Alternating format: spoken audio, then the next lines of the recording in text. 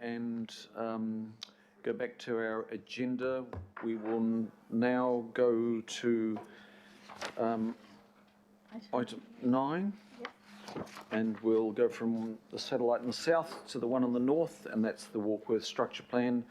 And welcome Warren McLennan, who's Manager of Planning for Northwest, and Ryan Bradley, Planner, and Peter Vari also. Now, who might lead here? Warren, will you lead?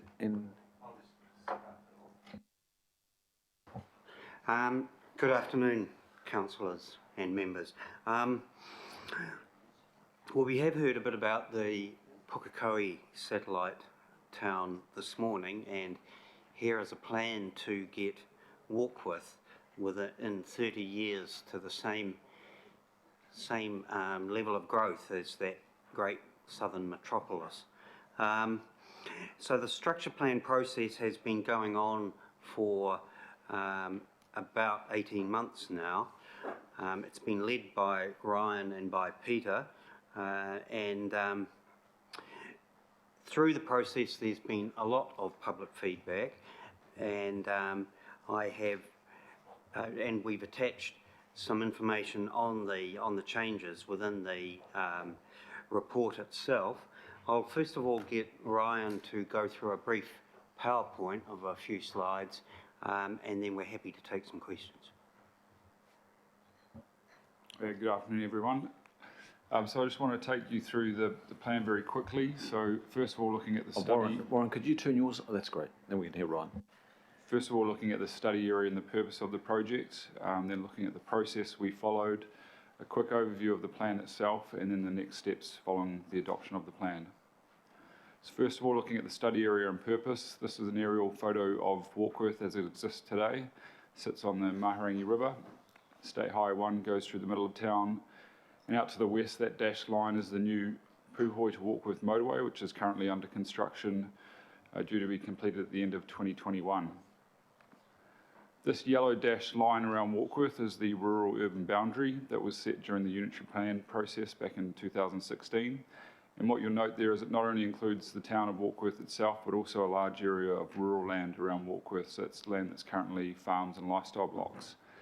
And there's around 1,000 hectares of land in that area, and that's now been zoned future urban in the unitary plan, and that essentially is our study area for this structure plan project. And the purpose of this project is to come up with a high-level land use plan for that yellow area, paying special attention around how it connects back into the existing town of Warkworth, and also what supporting infrastructure is required to enable this area to develop. So the process we followed, this will be very quick and high level, but we started off with some background research, did a number of topic papers on various different issues, stormwater, geotechnical, landscape, transport, and so on, working across the council, various departments, and also with Auckland Transport, NZTA, Ministry of Education, and so on.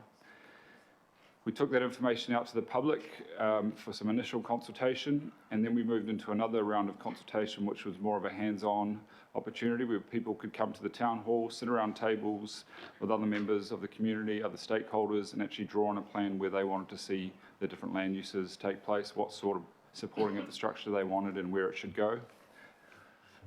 We then analysed all the plans that people gave us, all the hand-drawn plans, and reported back on the main themes that we'd heard from those workshops, and then set about preparing the plan. And earlier this year, we took a draft version of the plan out to the public during February and March to get some feedback on it. And based on that feedback, we've made a few changes to the plan, and we're at the point today where we're looking to adopt the plan through this committee. A couple of things to note in that process is our iwi consultation has been ongoing throughout the whole process. So we've been working with our mana whenua partners. We've had quite a number of hui throughout the whole process, and as well there's also been the political reference group, which was mentioned before. That's set up by this committee to overview all the structure plans across Auckland, made up of members of this committee, also members of local boards and the IMSB. We've reported to that group many times throughout this process, and most recently we took the final plan to them, and that was endorsed by that group. So a quick overview of the structure plan itself. So this plan here shows in grey the existing town of Warkworth, existing urban area, and outlined in red is the future urban zone, which is our study area. So the first thing we looked to do was set aside our protection areas. So these are the light green areas on this plan, and those are the areas around streams, floodplains, and bush areas. So we basically said that these areas we don't want to see developed, and as development occurs around these areas, we actually want to see them restored. The darker green areas is our open space network, so that's around our SMARD reserves and indicative locations for future parks. This plan here is now the full structure plan showing all the land uses as well as the transport supporting infrastructure. And one of the first things we wanted to emphasise was the walking and cycling network, so these are the black dotted lines on the plan. So even as Warkworth grows to be about 5 times its existing size, it's still actually going to be a fairly small and compact area that a lot of trips could be made by walking and cycling. But the key thing there is having a safe, segregated and convenient network of routes for people to use. So we've sought to do that through the structure plan. We've also got a high-level public transport network and a roading network. So these blue lines here are our indicative arterial roads. In terms of land uses, we're showing 4 new small centres out in the future urban zone, and we've intentionally kept them small, and that's because the feedback from the public during the process was that they wanted the existing town centre down by the river to remain the focal point of Warkworth, and that was also backed up through our economic analysis as well. One thing we're really keen to do is enable Warkworth to be as self-sufficient as possible for employment. We don't want to create a situation where all the new residents are just getting on the motorway to go to Auckland for work, so we've added an additional 65 hectares of industrial and employment land to Warkworth. On the residential side of things, it's around 7,500 dwellings is the yield from this structure plan, which is consistent with the level anticipated through the Auckland plan. And in terms of those residential areas, the lower density residential areas are mostly around the fringe of Warkworth, but also where we've got some geotechnical, landscape or other constraints. And the high density zones are mostly clustered around those 4 new small centres where we have access to public transport and some of our larger open space areas.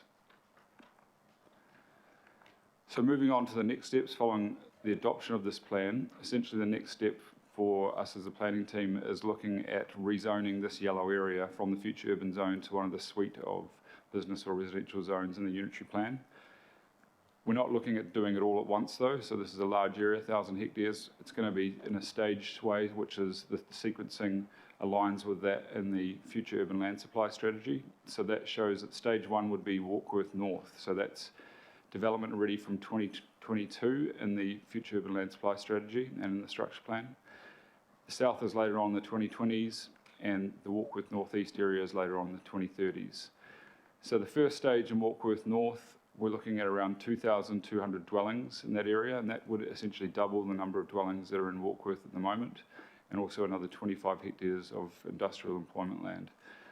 So the council will be looking to progress a plan change for this Warkworth North area, but one thing to note is that we already have a private plan change in this area from Turnstone Capital, who are seeking a live zoning of their land, and we've been approached by other developers and landowners also seeking to do private plan changes in this Warkworth North area. So we'll be working with those developers where we can get consistency with the structure plan to make sure that we get this area live zoned so that it can be development ready from 2022. So those essentially are the next steps in this process, but the purpose of today's agenda item is to seek the adoption of the high-level land use plan for Warkworth, being the Warkworth structure plan. Thank you. Thank you, Ryan. Questions, members? Mayor Goff. Yeah, it's good that you've got the 65 hectares of industrial land zoned, but when you're doing a structure plan like this, how do you anticipate what sort of industries might want to go there and that there will be the demand for those industries? I'm thinking down the south, we've just been, looking at an area like Pokeno where most people are still commuting into town. How do you stop a town simply becoming a satellite town that feeds onto the motorways and the busways? And how do you encourage people to develop industry and commerce that would be compatible with keeping many of the people that choose to live there working there? So what we did is we had market economics do the analysis for us around how much industrial land we needed, how much retail land we needed. One of the key things with the industrial zone is it's not just a blue-collar zone. I think it's poorly labelled, unfortunately. So there is actually a wide range of different economic activities that can happen in that industrial zone.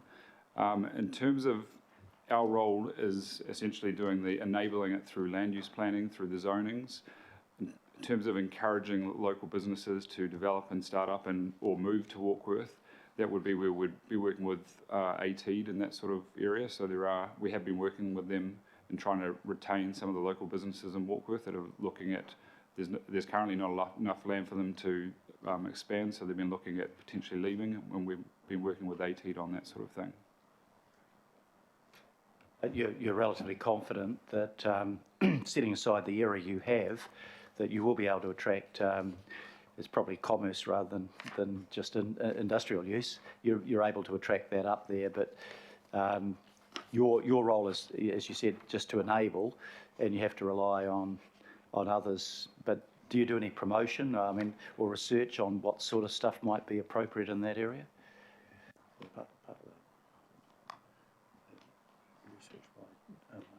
Yeah.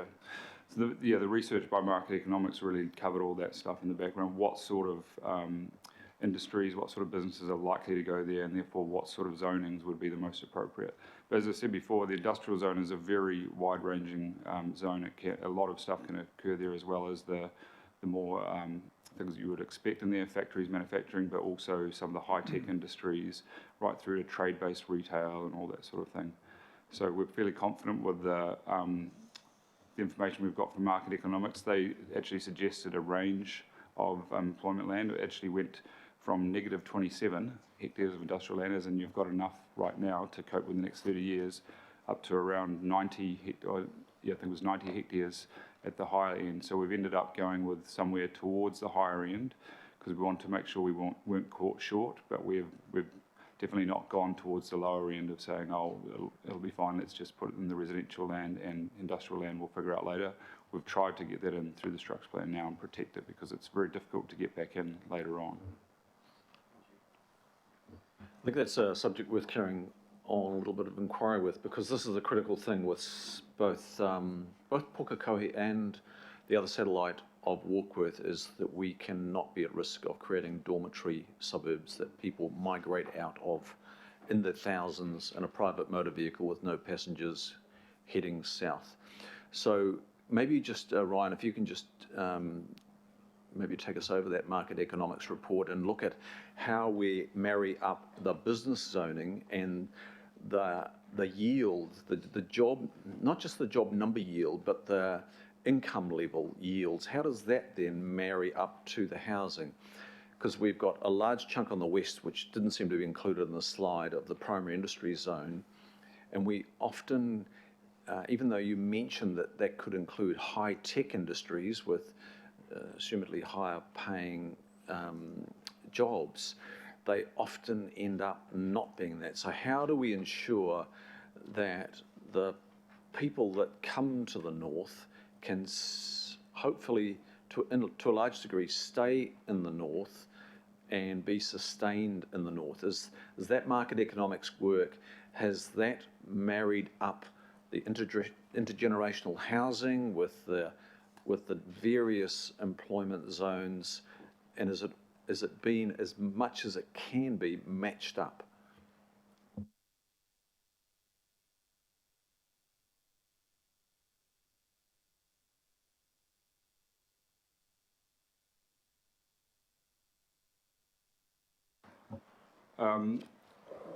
I'd have to probably go back and read through that report to be able to answer that question fully.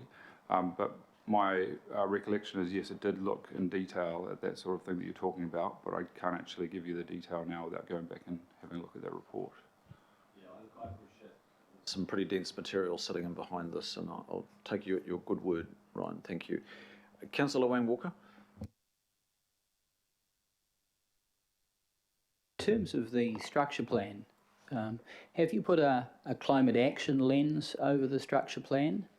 And in that respect, I'm referring to, say, plans around wastewater, which, as I understand it right now, pipe all the wastewater to the end of the peninsula, treat it to the nth degree, and then send it into the ocean, which I would suggest is totally unsustainable long term, when that water could be used for other purposes.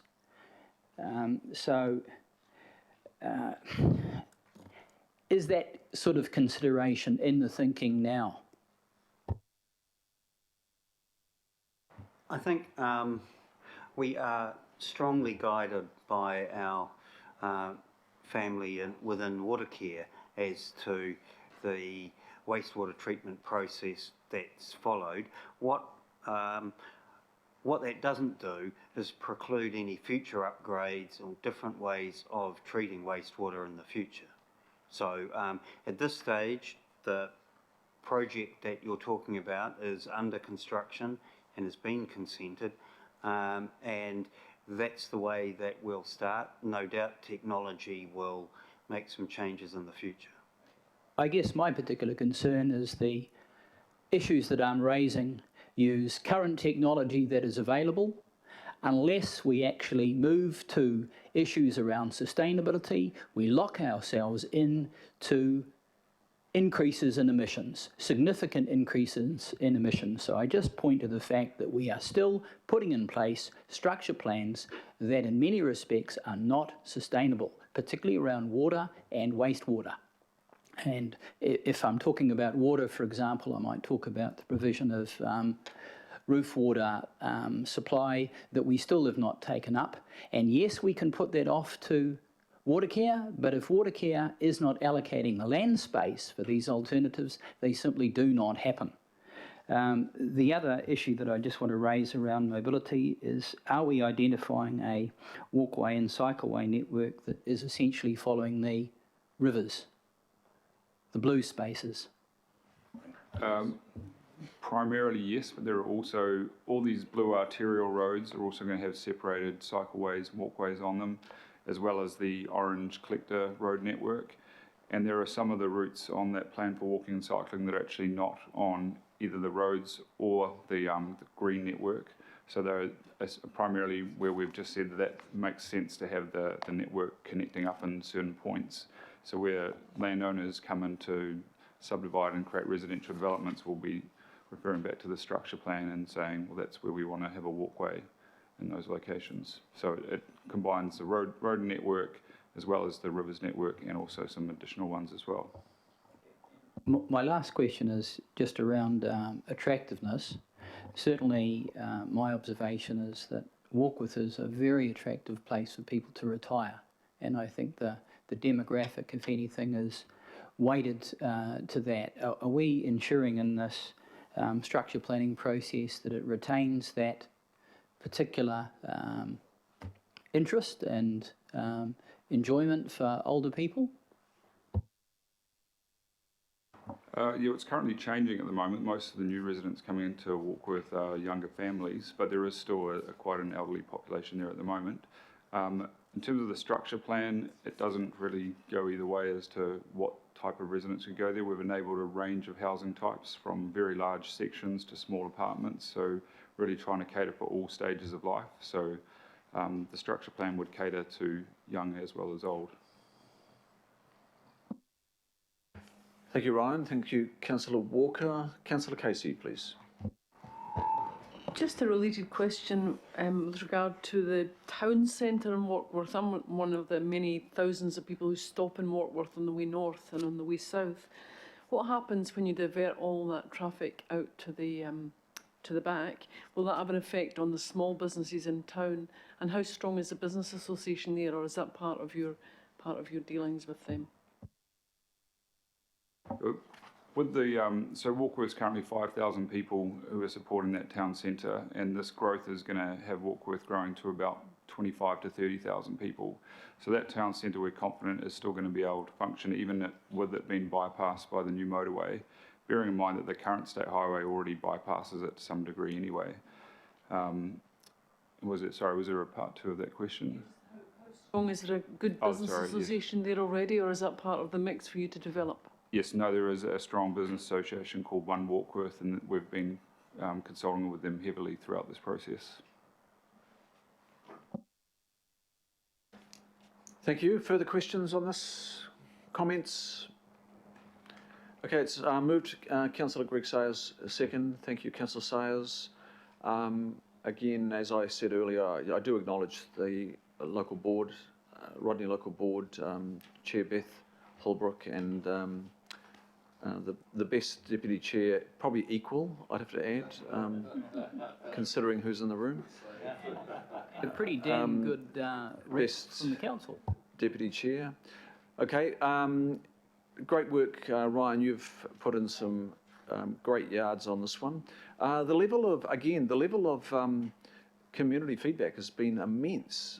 So again, great work by the board, but Ryan, the citizens engagement tools that you've tapped into with Peter as well, that's made a big difference, I think. That's the feedback I'm getting, that new ways of doing things have brought out a lot of response and some very constructive responses, and your draft has changed accordingly because there's been some good evidence base that have supported some of the items of feedback, and you've seen value in that and changed it accordingly. So that's great. So 2022 for first developments up there, and we're tracking well to achieve that. Thank you for your work. Moved and seconded. All those in favour say aye. Aye. Contrary, no. Declare that carried. Thank you.